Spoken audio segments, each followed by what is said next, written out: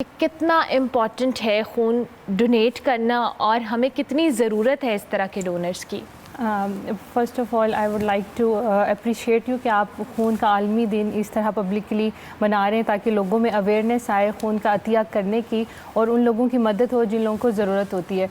Basically खून का अतिया करना ना सिर्फ किसी एमरजेंसी सूरत हाल में ज़रूरी होता है, जिस तरह किसी का एक्सीडेंट हो गया, ब्लड निकल रहा है या फिर किसी का ऑपरेशन है उस दौरान, बल्कि उन लोगों को भी ज़रूरत होती है जिस तरह आपने जिक्र किया थैलेसीमिया, हीमोफीलिया, ऐसे लोगों को जिनको क्रॉनिक डिजीज़ है, लाइफ लॉन्ग डिजीज़ है कि ताउम्र उनको ब्लड की ज़रूरत है। उनका या तो ब्लड बनता नहीं है, जिस तरह थैलेसीमिया के बच्चे होते हैं उनका ब्लड बनता नहीं है, हर महीने उनको ब्लड की ज़रूरत होती है।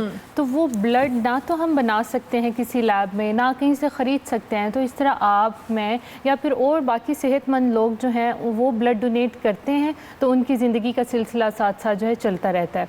जिस तरह मैंने बताया हर महीने उनको ब्लड की ज़रूरत होती है, तो हर महीने कोई ना कोई उनको ब्लड देगा तो फिर ही उनके जो ब्लड है वो उसकी कमी पूरी हो सकेगी और फर्दर उनका जो है ना ट्रीटमेंट चलता रहेगा। इसी तरह हीमोफीलिया के बच्चे होते हैं जिनका ब्लड अगर चोट लग जाए या फिर वैसे इंटरनल ब्लीड होता रहता है, उसकी कमी हो जाती है खून की, उनको लगाना होता है लाल खून अगर खून की कमी हो जाए, वरना खून में से निकालते हैं हम प्लाज्मा, तो वो उनको वाइट जो है ना ब्लड हम वो लगाते हैं उनको। जी सही, ठीक हो गया। अच्छा डॉक्टर ज़ुनैरा, बहुत सारे लोगों को ये लगता है कि बड़ा तकलीफ़देह प्रोसेस है खून को डोनेट करना और हमारे खून देने से क्या होगा, इस तरह की बहुत सारी बातें जो हम अपने इर्द गिर्द सुनते भी हैं। और लोगों को लगता है कि जी हम खून देंगे तो शायद हमारे अंदर ब्लड की कमी हो जाएगी, इस तरह की बातें भी हैं। ज़रा इन चीज़ों को एड्रेस करें जो लोगों के दिमाग में ऐसे वहम है या कि वाकई ठीक है, ऐसा होता भी है।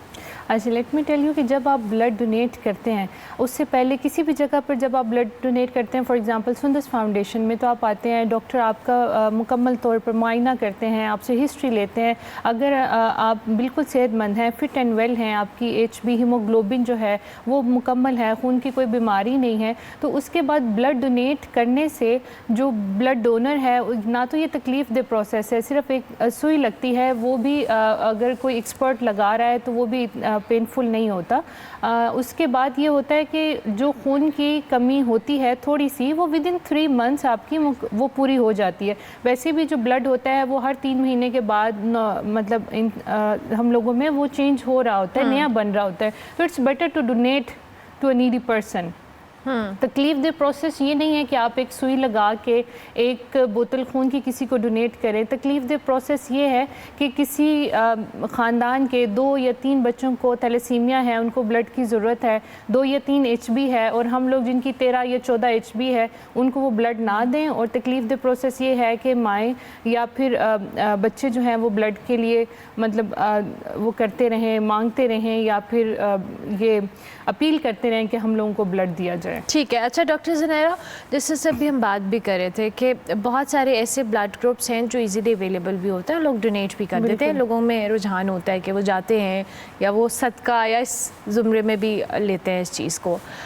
कुछ ब्लड ग्रुप्स होते हैं जो बहुत रेयर होते हैं, जैसे हम O नेगेटिव की बात कर रहे हैं, AB पॉजिटिव तो शायद मिल ही जाता है, तो उन लोगों को कितना ज़रूरत है इस हवाले से वॉलंटियर करने की, क्योंकि ज़ाहिर है एक बच्चा है जिसका एक रेयर ब्लड ग्रुप है, उसको भी तो रिक्वायरमेंट है। आप लोगों को सुंदस फाउंडेशन के अंदर भी बात करूं और ओवरऑल कितने चैलेंजेस होते हैं जब इस तरह का कोई रेयर ब्लड ग्रुप आता है और लोग नहीं होते डोनेट करने के लिए? बिल्कुल, आपने बहुत अच्छा वर्ड यूज़ किया, it becomes a challenge when you have, जब आपको कोई ब्लड की बीमारी है और उसके साथ आपका ब्लड ग्रुप रेयर है, मतलब O नेगेटिव है फॉर एग्जांपल, या A नेगेटिव है, तो उसके लिए उन लोगों को बढ़ चढ़ के ब्लड के डोनेशन में हिस्सा लेना चाहिए जिनके अपने ब्लड ग्रुप जो हैं और नेगेटिव फैमिली से बिलोंग करते हैं। जिस तरह A नेगेटिव, B नेगेटिव या O नेगेटिव है, हम सब लोगों को अपना ब्लड ग्रुप पता होना चाहिए। जैसे ID कार्ड नंबर होता है, हमें अपना नाम पता होता है, इसी तरह ब्लड ग्रुप भी पता होना चाहिए। और स्पेशली सबको डोनेट करना चाहिए, लेकिन जो रेयर ब्लड ग्रुप हैं, नेगेटिव ब्लड ग्रुप्स हैं, उनको ज़्यादा करना चाहिए, बिकॉज़ ये लोग ज़्यादा स्ट्रगल करते हैं। बहुत कम मिलता है और फिर जब मिलता है तो उस बंदे को अपना नाम रजिस्टर करवा के एवरी 3 मंथ्स हर कोई डोनेट कर सकता है। और जो नेगेटिव ग्रुप्स वाले हैं उनको लाजमी अपने आप को किसी एक पेशेंट के साथ रजिस्टर कर लेना चाहिए कि अगर आज मैंने ब्लड दिया तो after 3 months I will contact you, तब तक आपका कोई अरेंज हो गया, कोई और डोनर मिल गया, ठीक है, वरना आई विल डोनेट यू। इस तरह से होना चाहिए सब लोगों का, वॉलंटरीली जो है ना ब्लड डोनेशन, ये बहुत ज़रूरी है। अदरवाइज़ क्योंकि ये लोग जिनको ऑलरेडी कोई ब्लड की बीमारी है वो ऑलरेडी बहुत तकलीफ़ से गुजर रहे होते हैं कि कितना उम्र वो इस बीमारी में है, वो उस चीज़ की एक्सेप्टेंस में चल रहे होते हैं, और उसके बाद जो है उनको ब्लड जो लगाने का मरहला है वो हम लोगों को बहुत बढ़ चढ़ के हिस्सा लेना चाहिए ताकि उनकी ये वाली जो स्ट्रगल है वो कम हो सके। Very important, very important. अच्छा डॉक्टर ज़ुनैरा, पंजाब के अंदर ब्लड ट्रांसफ्यूजन अथॉरिटी बनाई गई है और उसमें उसको सेंट्रलाइज करने की कोशिश की जा रही है कि इसको एक कॉमन चीज़ बनाया जाए सोसाइटी के अंदर कि आप ब्लड डोनेट करें और आपके बहुत सारे और कोऑर्डिनेशन हो सके बेहतर तमाम इदारों की। सो आप लोगों ने सुंदस फाउंडेशन के साथ इस तरह का कोई आपसे राबिता हुआ है या इसकी जो ओवरऑल इम्पोर्टेंस है वो क्या आप समझती हैं अफादियत? बिल्कुल, जब तक एक गवर्नमेंट लेवल पे ये बात नहीं उठाई जाएगी तब तक लोगों में इतनी ज़्यादा अवेयरनेस नहीं आएगी। तो जो ब्लड डोनेशन के हवाले से जितनी हमें गाइडलाइंस मिलती हैं वो सब हम सुंदस फाउंडेशन में फ़ॉलो करते हैं, उसकी हम अवेयरनेस करते हैं। जिस तरह किसी कॉलेज में, यूनिवर्सिटी में हम कैंप लगाते हैं तो ब्लड डोनेशन के हवाले से हम जितनी गाइडलाइंस हैं उनके बारे में पहले उनको अवेयर किया जाता है, फिर मोटिवेट किया जाता है, उन बच्चों के हवाले से बताया जाता है जिनके लिए बेसिकली सुंदस फाउंडेशन या दूसरे इदारे बने हैं, ब्लड इकट्ठा करते हैं, उनके बारे में बताया जाता है ताकि जितनी अवेयरनेस आए, स्कूल लेवल से अवेयरनेस होनी चाहिए बच्चों को। When they are less than 17 तब से अवेयरनेस उनको होनी चाहिए कि जब हम 17 ईयर्स एंड अबव हो जाएंगे तब हमने ब्लड डोनेशन स्टार्ट कर देनी है। तो इस हवाले से सुंदस फाउंडेशन बहुत बढ़ चढ़ के काम कर रहा है। बहुत इस मामले में हम लोग पर्टिकुलर हैं कि स्क्रीन्ड ब्लड, हेल्दी ब्लड दिया जाए, प्रॉपर तरीके से हाइजेनिकली ब्लड जो लेना है उसको लाना है लैब तक, फिर उसकी फर्दर स्क्रीनिंग करनी है और फिर जो बच्चे को लगाना है थ्रू आउट। ये पूरा मुकम्मल एक प्रोसेस बहुत ही एक पर्टिकुलर तरीके से होता है, गाइडलाइंस के मुताबिक होता है, क्योंकि एक बच्चे को हमने ब्लड सारी ज़िंदगी के लिए देना है जब तक वो हमारे पास है, उसकी ज़िंदगी है। तो अगर हम ब्लड ऐसा उसको दे देंगे जो कि हेल्दी नहीं है या स्क्रीन्ड नहीं है तो definitely we are responsible for that. अच्छा, सॉरी डॉक्टर ज़रा मैं आपको इंटरप्ट करी क्योंकि आपने ये पॉइंट रेस किया कि ब्लड को अच्छे तरीके से कलेक्ट करना, उसको स्क्रीन करना और फिर बच्चे को लगाना और फिर ब्लड को फॉर द लॉन्गर टाइम उसको प्रिजर्व करना। और क्योंकि अगर वो फौरी इस्तेमाल नहीं हो रहा तो ज़ाहिर है उसको आपके स्टोरेज और उस चीज़ों में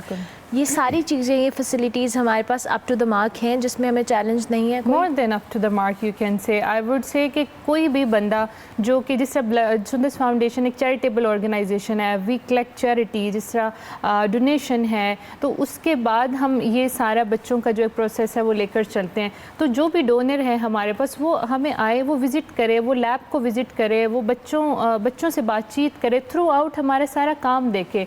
that's how open we are कि इस तरह से हम अगर फॉर एग्जांपल आप डोनेट करती हैं हमें ब्लड, आपकी सारी डिटेल्स लेंगे, पहले आपकी मेडिकल हिस्ट्री लेंगे, आपका चेकअप करेंगे, असेसमेंट होगी, फिर आपका जो ब्लड जाएगा लैब में उसकी blood grouping, screening, hepatitis B, C, syphilis, AIDS, वो सारी रिपोर्ट्स होंगी।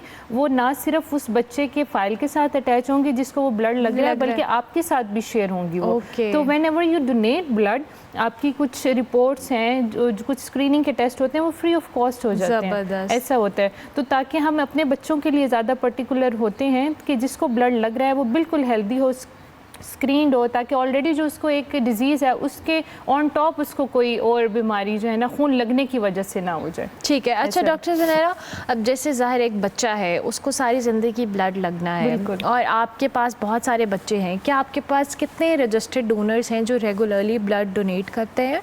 और उनकी डोनेशन, अब ज़ाहिर है चैलेंज तो रहता है, जितने ज़्यादा बच्चे आप लोग करेंगे उनको अकोमोडेट करना, उनको ब्लड लगना। सो उन रजिस्टर्ड डोनर्स के हवाले से बताएंगे। मैं ज़रूर चाहूँगी आप लोगों को अपने खुद से भी कहें कि डोनेशन करने से कितनी हेल्प आपकी भी हो जाती है, और जिस तरह आपने स्क्रीनिंग की बात की, आपका खुद हेल्थ चेक भी हो जाता है कहीं ना कहीं, free of cost. Free of cost, exactly ऐसी है। हमारे पास बेसिकली ये कि पूरे पाकिस्तान की अगर हम बात करें तो ये बड़ा एक अफसोसनाक बात है कि हमारे पास जो वॉलंटरीली ब्लड लोग देते हैं वो लेस देन 10% है। अच्छा, लेस देन 10% है।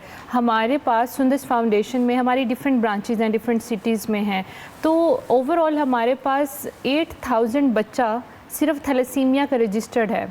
मेरे पास लाहौर में ऑलमोस्ट ऑन एवरेज 60 बच्चों को लगता है, वो समटाइम्स वो 80 भी हो जाते हैं, वो 90 भी हो जाते हैं। तो आप देखें कि हमारे पास जो रजिस्टर्ड डोनर्स हैं वो यू कैन से वो बहुत कम है, मतलब इतना मिनिमम नंबर है कि मैं एवरेज जो बच्चों को बता रही हूँ वो उनके कंपैरेटिवली बहुत कम है। तो हम डिफरेंट फैक्ट्रीज़ में जाते हैं, डिफरेंट यूनिवर्सिटीज़ में जाते हैं, कैंपेन्स करते हैं ताकि लोग मोटिवेटेड हों और ब्लड दें।